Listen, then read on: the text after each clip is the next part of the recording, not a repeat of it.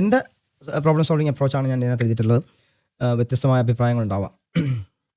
എൻ്റെ ഫസ്റ്റിലത്തെ ഞാൻ ചെയ്യുന്നൊരു പരിപാടി എന്ന് പറഞ്ഞാൽ എൻ്റെ കാര്യത്തിൽ അത് ഡയഗ്രമാറ്റിക് ആക്കുക എന്നുള്ളതാണ് ഞാൻ ആദ്യം ചെയ്യുന്ന കാര്യം. എന്ന് വെച്ചാൽ draw.io തന്നെയാണ് ഞാൻ എപ്പോഴും പ്രിഫർ ചെയ്യുന്ന ടൂള്. അതിലേക്ക് പോയി കഴിഞ്ഞാൽ ഞാൻ ആദ്യം 1-2 ലൈൻസ് വരയ്ക്കും. അതൊന്നും ഒരിക്കലും ഒരു പെർഫെക്റ്റ് വേർഷൻ ഒന്നും ആയിരിക്കത്തില്ല. That is version 1. ആ വേർഷൻ 1-ൽ എൻ്റെ അസംഷൻസ് ആയിരിക്കും ഞാൻ ഇടുന്നത്. ആ അസംഷൻസിലൂടെ പയ്യെ ആ കാര്യം മറ്റുള്ളവരെ കാണിച്ചു കൊടുത്തുകൊണ്ട് അവരുടെ ഭാഗത്തുനിന്നുള്ള അഭിപ്രായം അവിടെ തേടി അവർ പറയുന്ന സജഷൻസ് കൂടെ ഞാൻ നോട്ട് ചെയ്ത് ഒരു നോട്ട് പോലെ ആ draw.io തന്നെ കീപ്പ് ചെയ്യും. അതിന് ശേഷമാണ് പിന്നീട് ഞാൻ വർക്ക് തുടങ്ങത്തില്ല.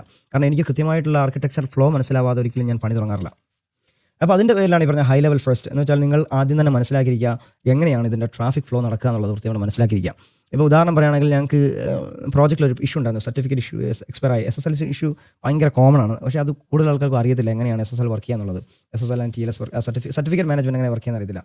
അപ്പോൾ അത് ആദ്യം അവർ പറഞ്ഞു ഒരു ക്ലയൻറ്റ് ആപ്ലിക്കേഷൻ ഉണ്ടെന്ന്. അത് സെർവർ ഞങ്ങളാണ് മാനേജ് ചെയ്തിരുന്നത്. അതിനകത്ത് വേറെ ആപ്ലിക്കേഷൻ ഉണ്ട്. ആപ്ലിക്കേഷന് വേണ്ടിയിട്ട് വേറെ സെപ്പറേറ്റ് സർട്ടിഫിക്കറ്റ് ഉണ്ട്.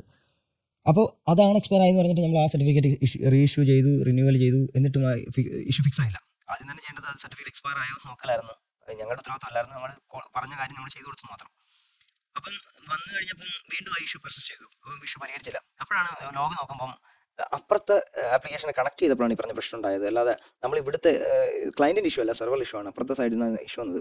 അപ്പോൾ അങ്ങനെ അപ്പുറത്തെ സൈഡിലാണെങ്കിൽ ആരാ മാനേജ് ചെയ്യുന്ന അറിയത്തില്ല. അങ്ങനെ നമ്മളത് എസ്കലേറ്റ് ചെയ്ത് കൊടുത്തു. നമ്മുടെ ഭാഗത്തുള്ള പണിയല്ല, മറ്റുള്ള അപ്പുറത്തുള്ള ഭാഗത്തെ പണിയാണ്. കാരണം ആ സർവർ സർട്ടിഫിക്കറ്റ് എക്സ്പയർ ആയത് അപ്പുറത്തെ സൈഡിൽ നിന്നാണ് നമ്മൾ പറഞ്ഞു കൊടുത്തപ്പോഴാണ്.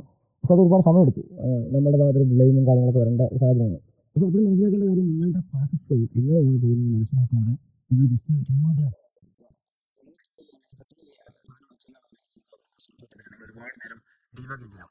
അപ്പോൾ ഞാൻ എപ്പോഴും പറയുന്നത് ഹൈ ലെവൽ ഫസ്റ്റ് നിങ്ങളൊരു ഹൈ ലെവൽ ഓവർവ്യൂ ഉണ്ടാക്കുക. അതിനുശേഷം പറയാം ക്ലയൻറ്റ് സെർവറിനിടയിലുള്ള കമ്മ്യൂണിക്കേഷൻ എങ്ങനെ പോകുന്നു, എങ്ങനെയാണ് ട്രാഫിക് ഫ്ലോ, എന്ത് തിരിച്ചു കൊടുക്കുന്നു എന്നൊക്കെ കൃത്യമായിട്ട് മനസ്സിലാക്കി കഴിഞ്ഞാൽ നിങ്ങളുടെ ബാക്കിയുള്ള കാര്യങ്ങളിൽ പോയി.